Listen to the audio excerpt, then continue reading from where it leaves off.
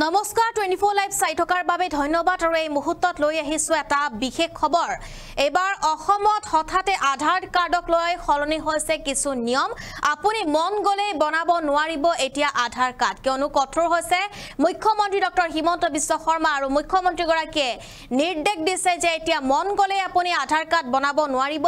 আধাৰ card বনাবলৈ হলে কিছু নীতি নিয়ম মানিব লাগিব আৰু এতিয়া আধাৰ কাৰ্ডক লৈ হঠাতে এন্দৰে খলনি হৈছে কিছু নিয়ম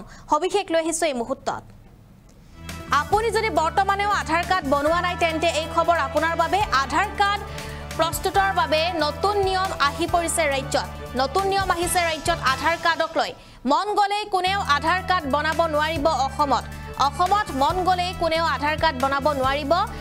অবৈধভাৱে আধাৰ কাৰ্ড লোৱাসকলৰ বিৰুদ্ধে কঠোৰ হৈছে ৰাজ্য চৰকাৰ আৰু ৰাজ্য চৰকাৰে অভিযান চলাব অবৈধভাৱে আধাৰ কাৰ্ড বনোৱাসকলৰ বিৰুদ্ধে 18 বছৰৰ ওপৰৰ কোনো লোকে নাপাব আধাৰ কাৰ্ড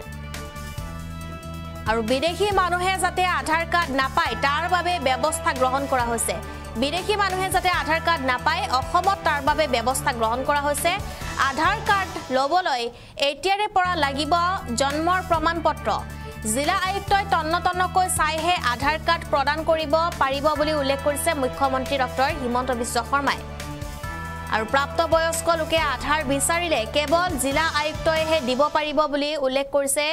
মুখ্যমন্ত্ৰী ডক্টৰ হিমন্ত বিশ্ব শৰ্মা আমি জনাই আছো এই মুহূৰ্তৰ এটা গুৰুত্বপূৰ্ণ খবৰ এইবাৰ মন গলে আপুনি আধাৰ কাৰ্ড বনাব নোৱাৰিব আৰু আধাৰ কাৰ্ড প্ৰস্তুতৰ নতুন নিয়ম আহি পৰিছে ৰাজ্যত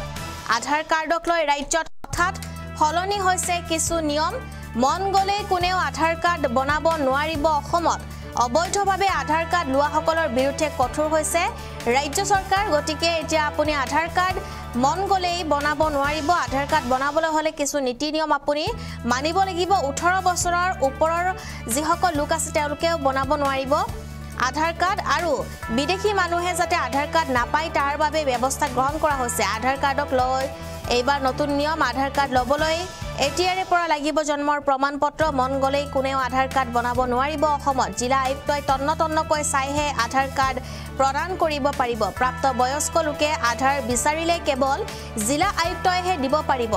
ডিসিয়ে নোচোৱাকৈ আধাৰ কাৰ্ড নাপাব যদিহে ডিসিয়ে নাচাই তেন্তে আধাৰ কাৰ্ড নাপায় আৰু ডিসিয়ে চাব লাগিব তেতিয়াহে আপুনি আধাৰ কাৰ্ডখন পাব কেবিনেটত মুখ্যমন্ত্ৰী ডক্টৰ হিমন্ত বিশ্ব শৰ্মাৰ এয়া ডাঙৰ সিদ্ধান্ত গ্ৰহণ কৰা হৈছে এই মুহূৰ্তত মুখ্যমন্ত্ৰীৰ সেই মন্তব্য শুনাবলৈ চেষ্টা কৰি দেখিছে যে প্ৰতিদিনে আমি 20 25 30 জন মানুহক আমি অসমৰ পৰা পুছবেক কৰি আছো কিন্তু এনেকুৱাও নহয় যে পুলিচে সকলোকে ধৰিব পাৰিছে আজি এটা কেবিনেটত আমি আলোচনা কৰিছিলো যে আধাৰ অসমত বহু বছৰ হৈ গল প্ৰাপ্তবয়স্ক মানুহে এতিয়া আধাৰ লোৱাৰ প্ৰয়োজনীয়তা নাই কাৰণ তেওঁলোকক ইতিমধ্যে আধাৰ দিয়া হৈ গৈছে এতিয়া আধাৰ দিব লাগে খালি শিশুক নতুনকৈ জন্ম হোৱা গতিকে আমি এতিয়া অসমত এটা নিয়ম আনিম অহা কেবিনেটত এই বিষয়ে আৰু আলোচনা হ'ব অলপ ভাল কৰি যে প্ৰাপ্তবয়স্কই আধাৰ বিচাৰিলে অকল জিলা উপায়ুক্তহে তাক দিব পাৰিব আন কোনেও প্ৰাপ্তবয়স্কক আধাৰ দিব নোৱাৰিব ইয়াৰ ফলত বাংলাদেশৰ পৰা অহা ফ্ৰেছ মানুহে আধাৰ কাৰ্ড ল'ব নোৱাৰিব আৰু একেবাৰে আমি ৰাস্তাটো বন্ধ কৰা নাই কোনোবা যদি জেনুইন মানুহ আছে বিশেষকৈ চাহ বাগিচা অঞ্চলত কিছু জেনুইন মানুহ এতিয়াও আধাৰ পোৱা নাই তেওঁলোকক জিলা উপায়ুক্তজনে দিব পাৰিব তাৰমানে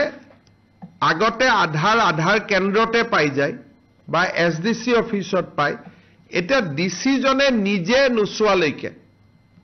আধাৰ পোৱা ৰাস্তাটো বন্ধ হৈ যাব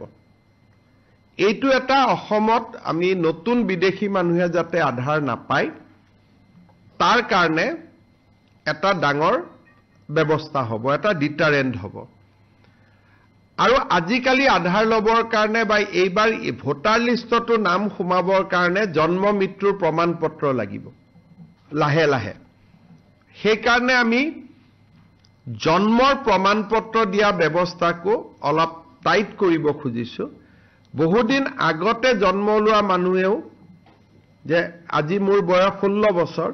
16 বছৰ আগত ডেট এটা দি মই বেক ডেটত জন্ম পত্ৰ লওঁ বেক ডেট মানে